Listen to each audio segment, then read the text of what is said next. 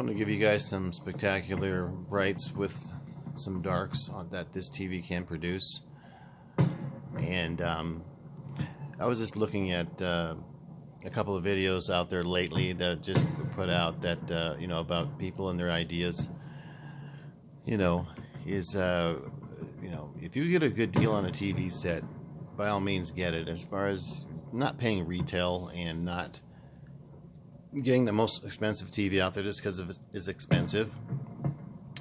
So I think you know where I'm going with this. You could eliminate the q9fn. This is not the Samsung q9fn. I had the q9f last year. Excellent TV. However, it was a panel lottery with that TV as well. And that one was not a full array TV, as you probably know. But it had outstanding blacks if you had the right panel. So on that particular TV, it was very nice TV. Now this one here is a 2018 manufacturing date model. So it was built in 2018 this year of January. And it's a spectacular TV. It's got to be the best TV out there for the money, period, bar none. It's one of the top, I think, 3 brightest TVs out there right now. Don't hold me to that. And as you can see, it can hold its own with black levels, low amounts of any blooming or clouding, if any at all. I mean, it's really spectacular. Another downside about this particular TV is the panel auto, as if any TV you get out there, but this particular TV sometimes can have that issue of having some flash lighting, and if you get a bad panel, you're in trouble because it won't look anything like it looks right now. So I felt lucky to get this production date, I keep saying production for some reason, but manufacturing date of 2018 January. And I was surprised of that manufacturing date, but man, this thing really is one of the top TVs still out there.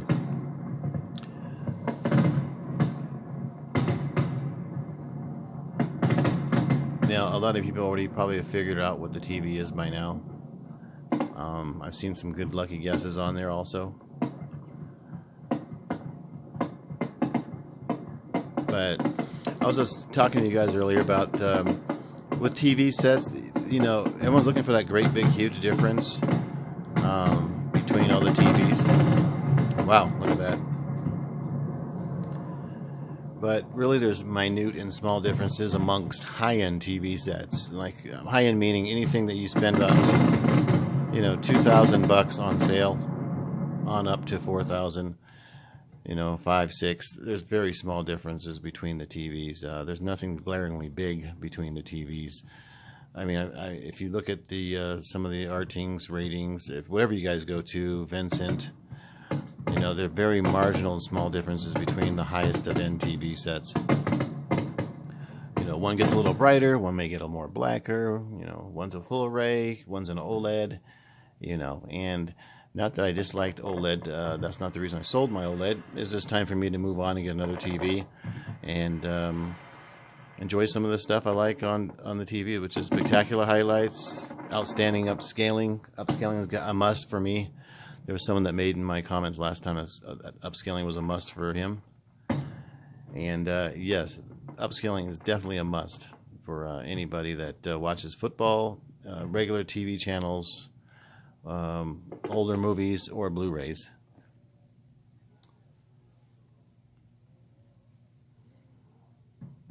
So, like I said earlier, if this is the channel you want to come to for accurate information as far as what the TVs do for you, I don't recommend any TVs to anybody. If they ask me, I'll say, they give me an idea of 2 or 3 TVs they're trying to pick out. I'll help them pick one out. But because of the TVs I like out there and so many of them, you won't see me get, goo goo gaga over just one TV set, because they all have their little tiny flaws. Some do some things better than others. Others do better things than, some other TVs out there as well. So I'll never make that, say, this is the TV you're going to have to buy no matter what. This is the best TV of all time. I'll never say that. But I will say this particular TV is the best TV out there for the money, bar none.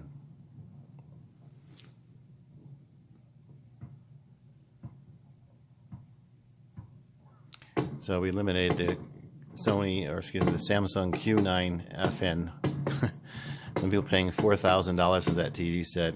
It looks just like the older model, except, before you guys hammer me on this, because I had it twice, don't forget I had two of those, which a lot of people did not have that are making videos making these claims.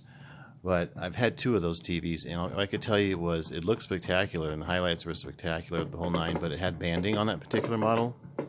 And that was a panel auto as well, because it wasn't a full array, but the blacks looked really deep, dark blacks. Very small amounts of clouding and all that good stuff that goes along with the TV that's not full array. So, and it got super bright. I don't know what they're saying the q9fn is getting to, but I believe that the old q9f was, I mean, we're probably talking 200 or 300 nits difference, I think. I'm not too sure, so don't hold me to that. So if somebody has that exact information, let me know. Going to give you a little double feature here. This is the infamous video that a lot of people use.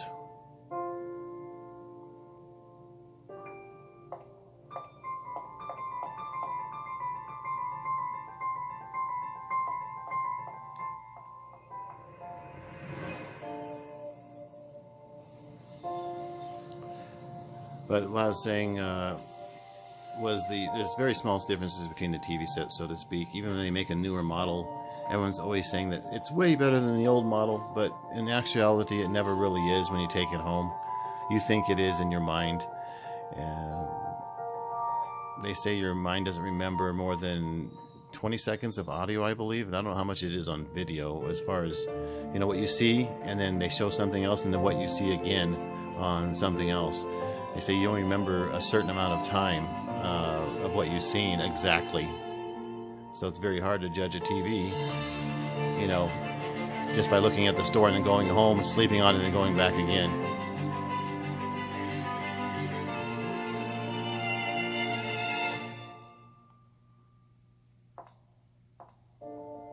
And most of you will guess what TV this is. I'll give you a full video of the TV later on tonight or tomorrow.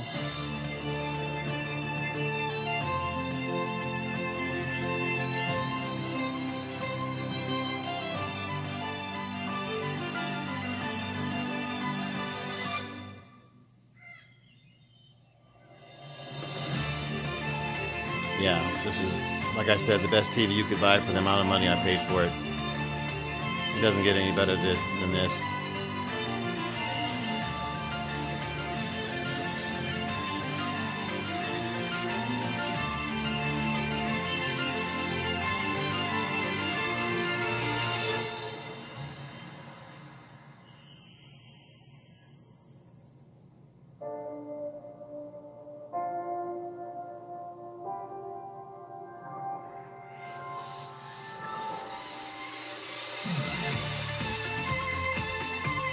A little bit of overexposure on the camera part on this video, but this is an awfully bright video, especially with this TV.